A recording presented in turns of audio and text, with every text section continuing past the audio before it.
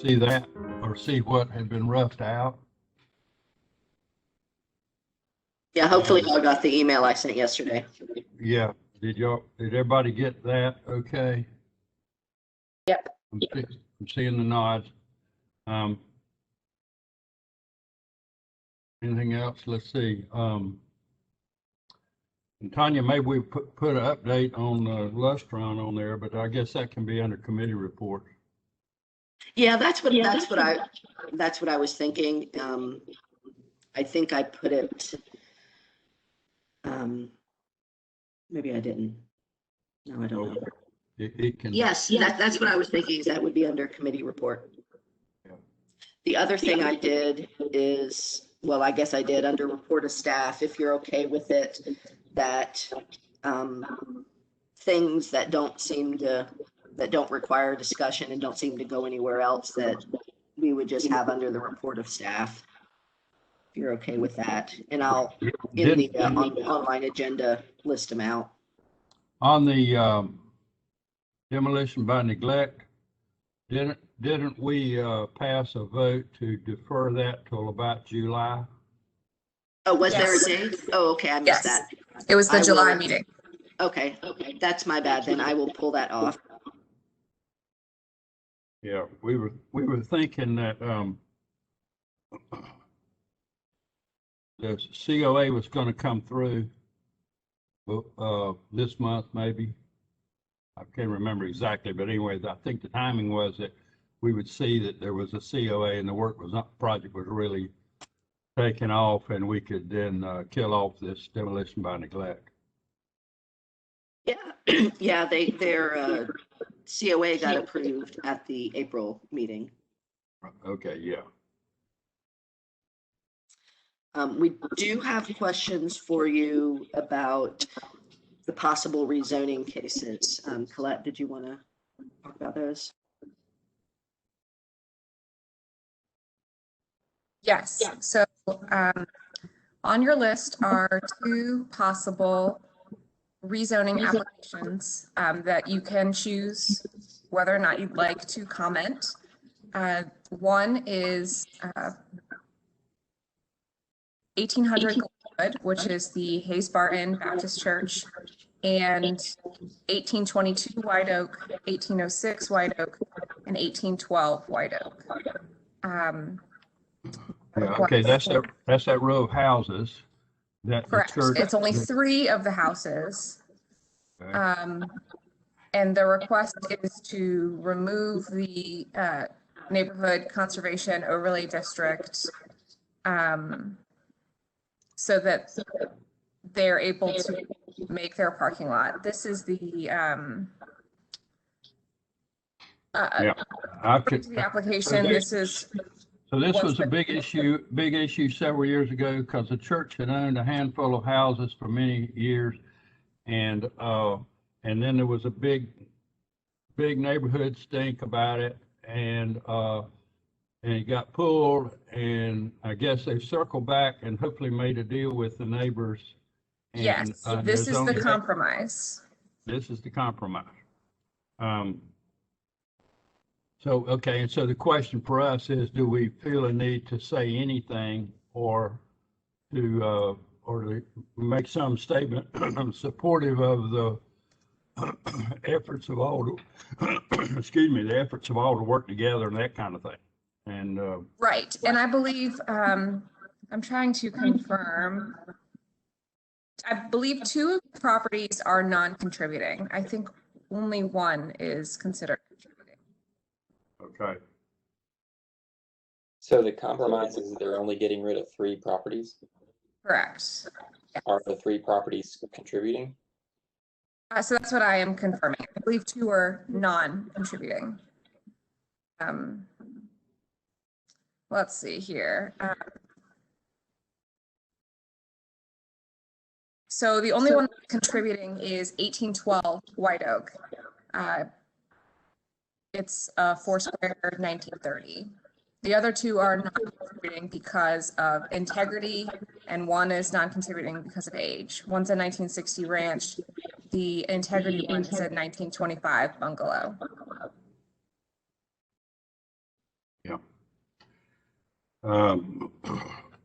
Okay, well, we'll put it on the agenda and we'll go back through what we just did and we'll see what people want to do with it. But I know what they've already all been through, and I don't want to, we don't want to invite any kind of wholesale rezoning and stuff like that. If we can back to compromise it, we'll probably all be better off, but in the meantime, we've got time to ride down. If y'all go to 5 Points and you go down the left side of the church, it'll be about, I presume, the first 3 houses or something on the right. It's in like the middle. It's not quite in order. Really? It's in line with the access to the parking lot, which I believe is closer to the rear of the church property. Yeah, okay. All right, so we can, we'll have a chance to go right down and look one time before we go look at that. But the houses that we're talking about are on White Oak, are they not? Not on Correct, Sunset? yes. Because the church has nearly the whole block. But there are a row of houses coming up Sunset, which is the street on the rear. So, okay. So, and then what's the one on, is there another one? Yeah, Whitaker Mill Road, you're just representing the church or property or some other? So it is it's 501 East Whitaker Mill. It's the former tubercular sanatorium. It's the land, is that how we just finally settled on saying his name, property? It's a number of parcels, 501, 513, 521, and 615 East Whitaker Mill, which are all part of that former tubercular sanatorium complex. And then it also includes. Are we talking about the old county home? It's next belongs to the city or the county? I don't think No, it belongs to the county. No, it's beside that. It's the property, I think it's Mayview. Oh, okay, maybe. Okay. So it also includes 1921, 1925, 1929, and 1933 Bernard, which are all properties in Highmount. However, it appears that all of those properties on Bernard, which would be in the district, in the Highmount district, have already been demolished. Okay. So y'all may want to ride over there and we'll see there's no integrity left. Well, I think the Mayview building we need to think about, but the rest of it is, there's been so many tear downs and most of that area is a parking lot and an abandoned service station up on the corner, and all that is across the street from that little neighborhood shopping center and all that. And so that's what we're mostly talking about. Sounds like it's the property east of the retirement, the nursing home stuff. And the family that owned it for so long has sold the whole thing, and now we have new people, new money moving in to figure out what to do with things, and that's probably the genesis of all this change. So, but yeah, we need to look at that, and I think that means that folks will need to go take a ride and decide, is this something where we need to give it a lot of thought? That neighborhood over there, y'all would want to remember is what I've been talking about. It's one of the areas I've been talking about as the greatest generation neighborhood, where all these houses were built shortly after World War II. And I think all Bernard in that area, as well as the Georgetown area on the south side of Whitaker Mill. So, okay. Other comments from the rest of you? Okay. Is the research committee going to have a meeting before this comes up, business meeting? We had one yesterday. Did you talk, were you aware of this? Say that again. No, we don't. We don't take the rezoning cases to research typically. I just didn't know whether research had more interest in weighing in on this than maybe you would on some others. But, okay. What else do we got to do? You said timing dependent on the lustron here on this draft, Tanya. Yeah, I don't think so. If we were to get a loan application within the next week, then there would be time to put it on the agenda and have a discussion. I doubt that's going to happen, but I just wanted it out there. And if we do get a loan application, then it would need to go into closed session for that discussion. Right. Yeah, well, so you need a placeholder for this purpose. Well, I just wanted to make y'all aware of it. So anyway, we were told yesterday, sounds like we really have got a deal. There are some details to work out, but a buyer has come out of the woodwork that we didn't know about before yesterday morning. And so we could be really seriously closing in on a solution. And they want to put it together themselves instead of us put it together. So that's what that's about. So anything else? And then I guess, and then we run through the election thing. Right. Mm-hmm. Yeah, we'll have the election, and we've got.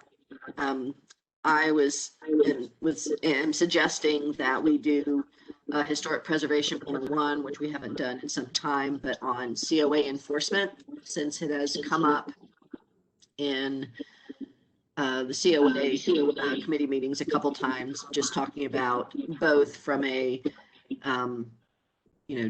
doing work without a COA and doing work differently than an approved COA. Just go over what staff's what that process is, what it looks like, what has changed recently, and and what the tools are that the people on this screen actually have available to them.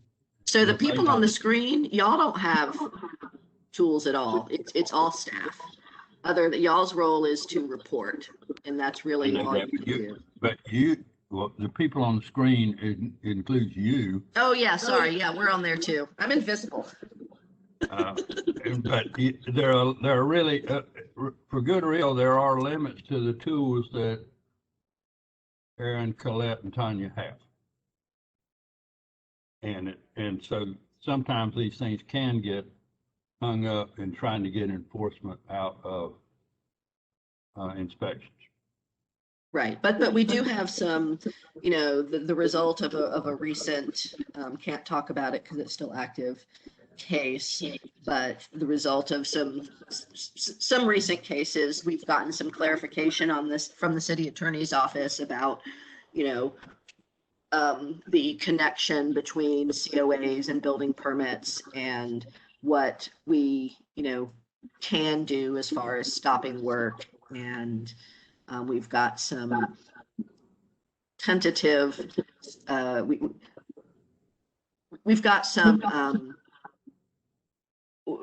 the ties between the inspectors and the building permit folks and us are, baby steps closer at the moment.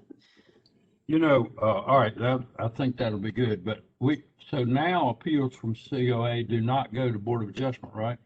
Correct. And I would think that would mean that we could look at changing this thing about when you get your permit, because the potential timeline is not as long. Maybe we ought to rethink, and that's beyond our pay grade, but the whole thing about how the Cherry House happened could be flipped around so that the appeals have to be over with before you can get your permit. And we could see about changing that, because that was the glitch in the system. And I understand why it would be that way for the sake of a property owner, but if it's a problem. Now, these other things we have are different, but anyway, we can see what that's about.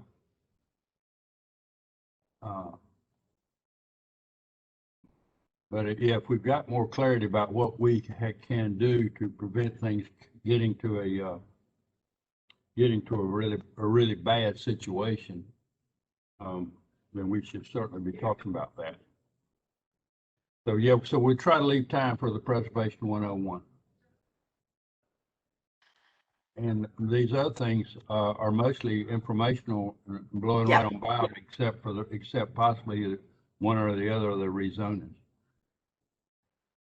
Well, the National Register nomination and the landmark designation application, there will be action.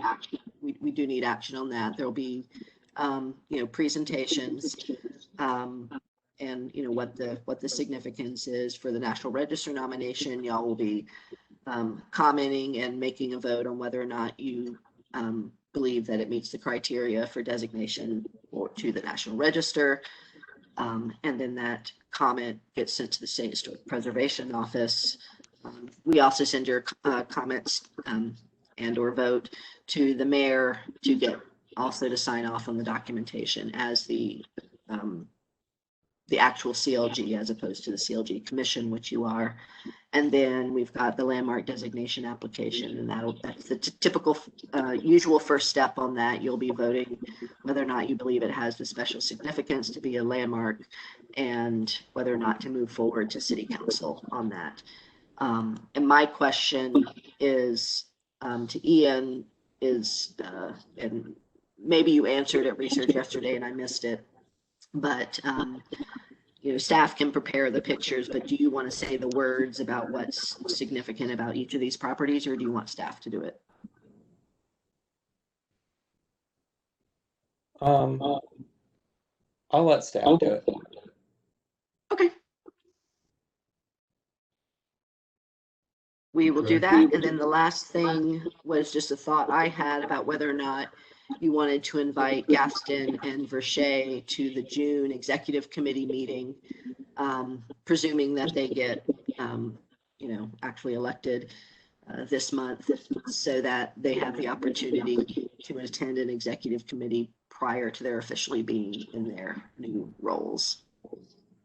Well, I think that's a good idea. And then Janine, I knew I was forgetting somebody. Thank you. Yeah, and Janine. And my question was,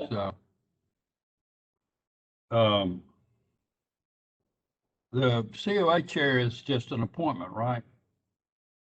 So nothing actually changes as a result of the business meeting on that. I mean, I understand, just thinking about it procedurally. Until Gaston appoints her, she's not the chair. But if we know it's coming, then I think it would be good to include all of them for that June meeting. So, okay. Anything else? We need to have what am I? Nominations committee on Tuesday. Right. That's my birthday, and I just assumed not do it. Yeah, no, I was thinking we could probably skip that meeting. If we not have to do that right now, unless there's something we need to do. Tanya, your mouth's hanging open. What's going on? Well, I mean, I definitely don't want to meet on your birthday, Kay. My only thought was that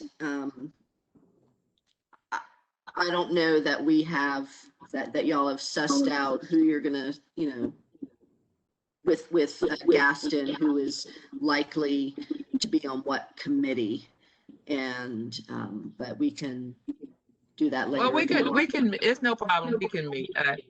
That's the only thing I was thinking we would discuss. Well, we can. Yeah, I can do 4 o'clock. I got plans for later in the evening, but that's okay.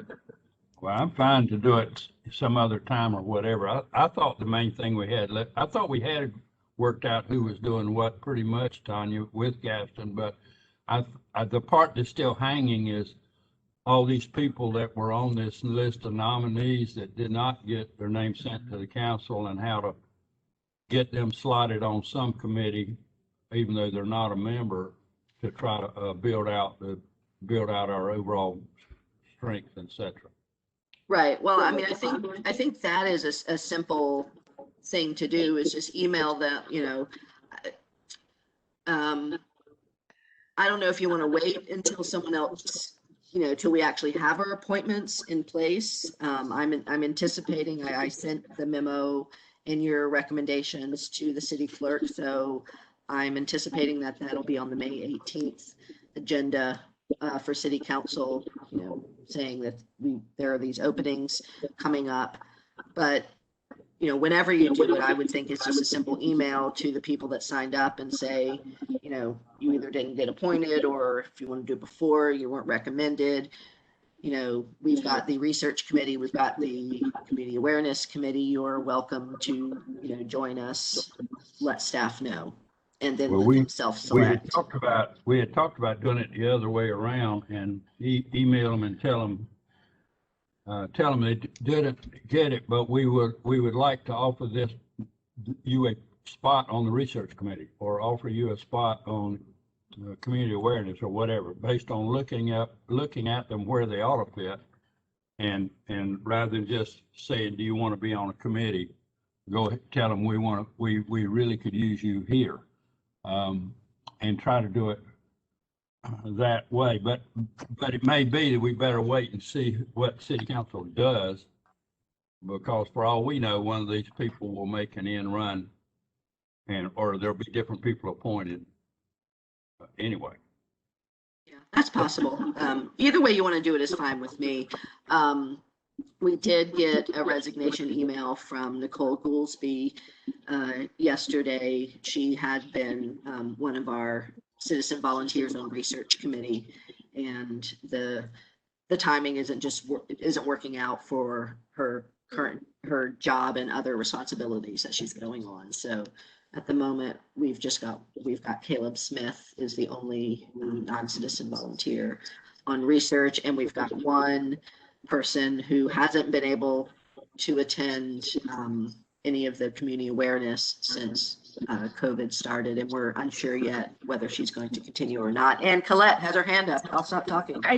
I did talk to Trish yesterday, and she's had some family situations that has caused her not to be able to make the meeting. She says that she would still like to participate at some point in the future, but now is just not the right time. And we also have Carolyn, who is returning as a volunteer to the Community Awareness Committee after a few months having to deal with some issues herself. So her time may be coming more available. She's hoping, but she very regularly participates and attends. So. Okay, what about this, and Tanya? What about maybe we skip this nomination committee meeting and figure we have to do all these other things in June. By then, we may know who the appointees are by the council, and we can pull in Gaston and whoever you think else, any of you, to try to deal with these committee appointments, and that would be a chance for Kay and me to help with that, because we went through all of these names and what their strengths were, and that could help some. And maybe to that end, we would, and that meeting is coming up, maybe we would want to include invite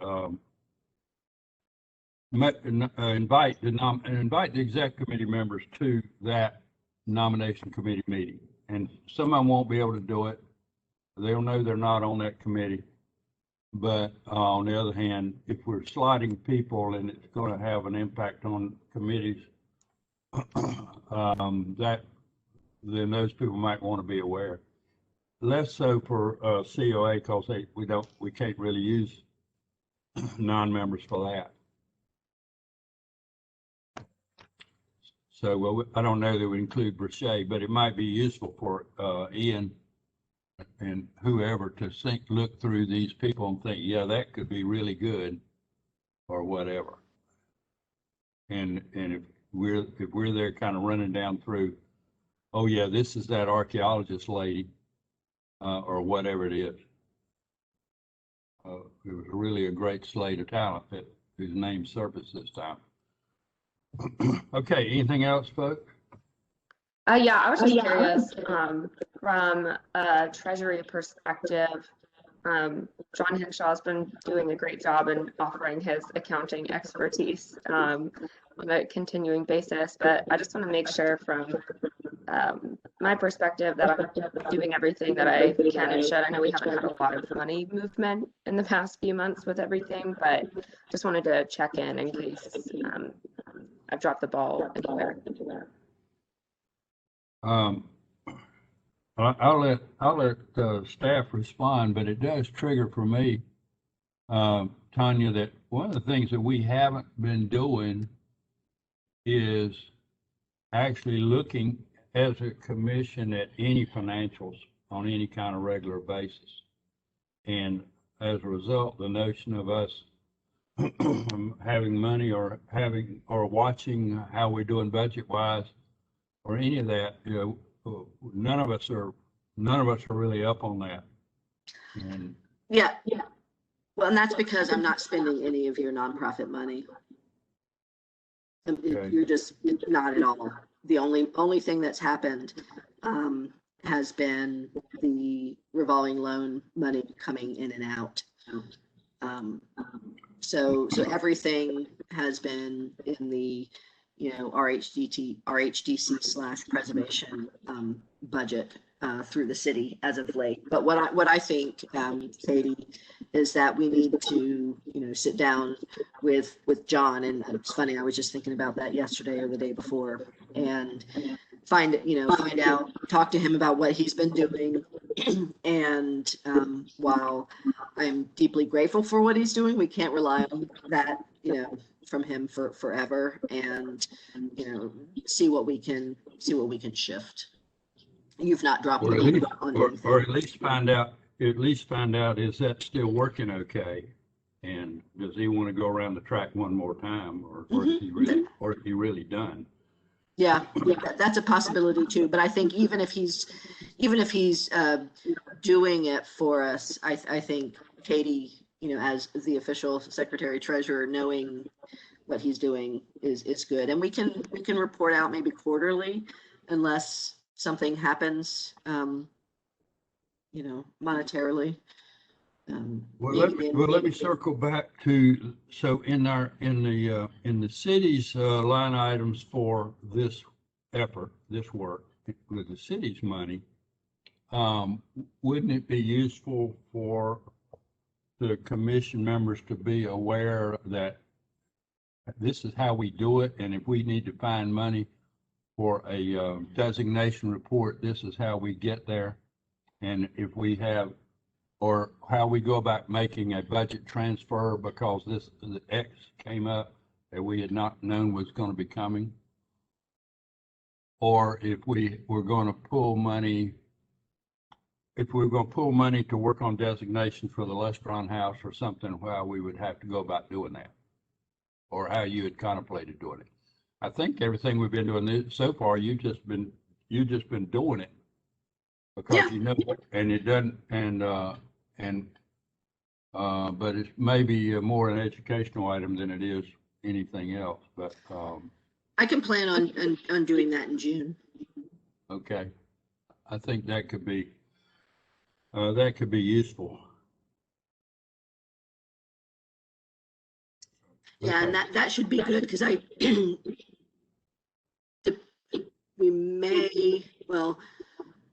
there's a possibility that the city council will have adopted the next fiscal year budget by then. If they haven't, then we will be doing it the same afternoon that you meet. But in any case, I'll have an idea of what the actual numbers are likely to be for the next fiscal year. Okay. Yeah, because I would want us to be aware of how we would go about, how us non-employees would be able to go about trying to help get resources that we need or push so that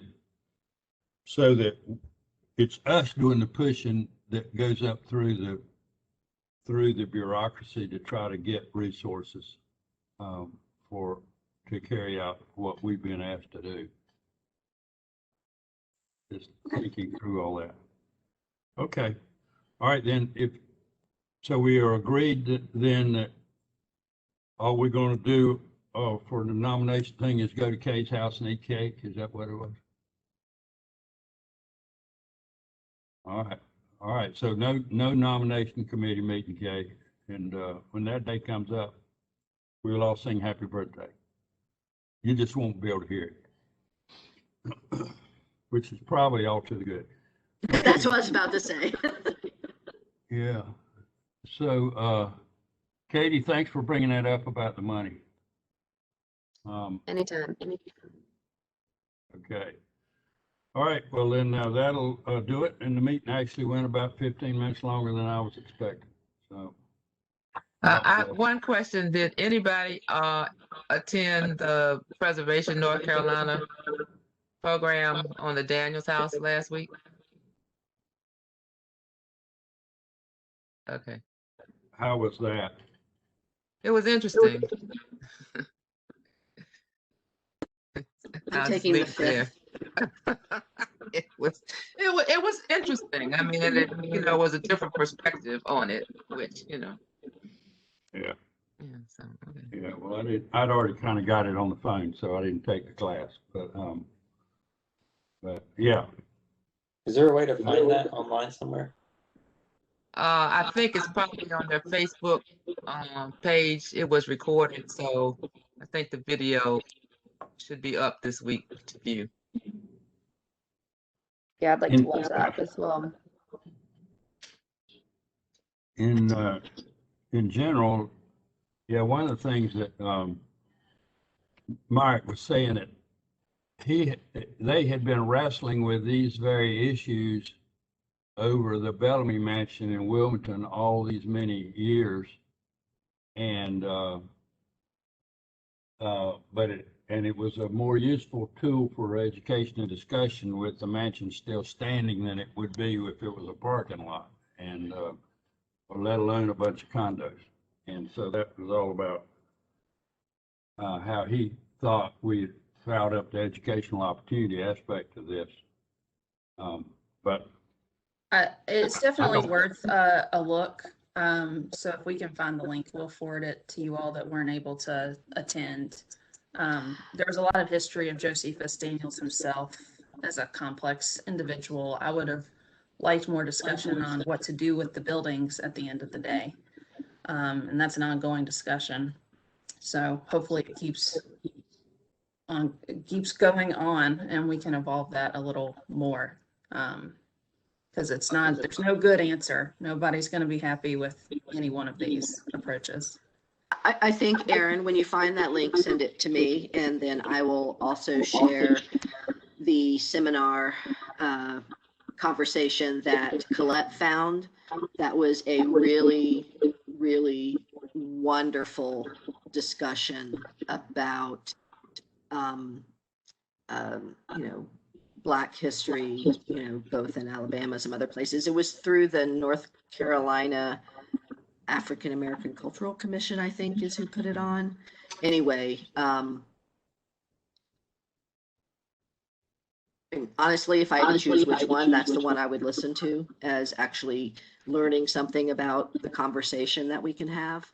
But the other one could be interesting as well, just to hear what was said.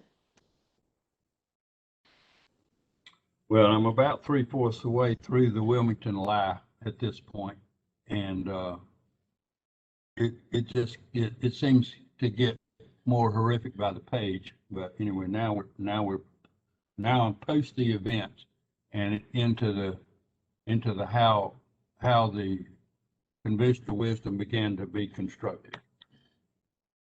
Anyways, it's awful. So anyhow, yeah, that'd be good. We ought to take time to do that. And we need all our folks to be up on these things, including us older ones. Okay. Meeting adjourned. See y'all later. Okay.